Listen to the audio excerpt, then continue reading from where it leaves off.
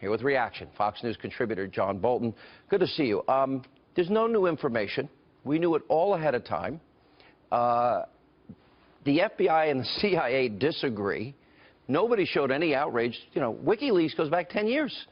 Yeah. They haven't done anything to fix cyber. He hacked into NASA and the DOD when he was 16 years old. Yeah. Look, the Director of National Intelligence, James Clapper, said conveniently in early October that he assessed that it was the Russians that had hacked into the DNC a month before the election. It's one of the quickest consensuses to form within the intelligence community ever.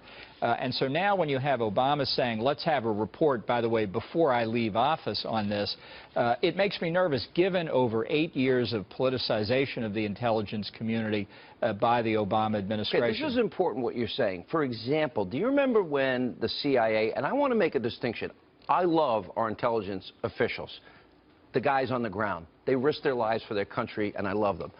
But other officials at the CIA, they did alter officially the talking points for Benghazi.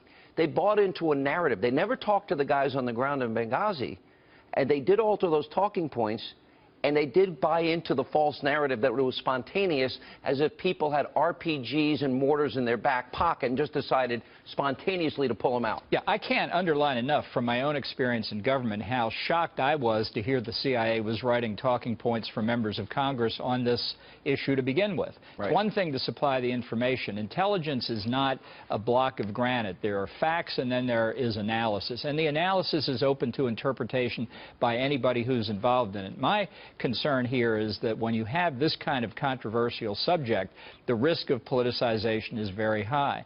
And let's also be clear, whether it was Russia or China or whoever it was who hacked into the DNC and the RNC, it followed years of hacking into the government, private sector, with no response effectively by the United States. So in other words, they thought they could get away with it. This is selective moral outrage, in your opinion? Yeah, this is the last event that happens to fit into a narrative about Hillary Clinton's defeat. Where was all the outrage when China, for example, took hundreds of thousands, maybe millions of personnel records from the federal government and lifted them and sent them to Beijing? This is the sort of thing, it's no wonder that people thought they could get away with it, because the Obama administration had downplayed the damage that was being done for years. I had people abusing me because I changed my position on Julian Assange in this way.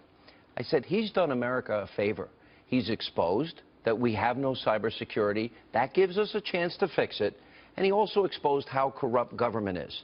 I know you have not been a fan of his, but shouldn't we have learned 10 years ago to fix it? Well, unfortunately, Bradley Manning and Edward Snowden also exposed the problems. We do have problems with security if these guys can take the material they did out there.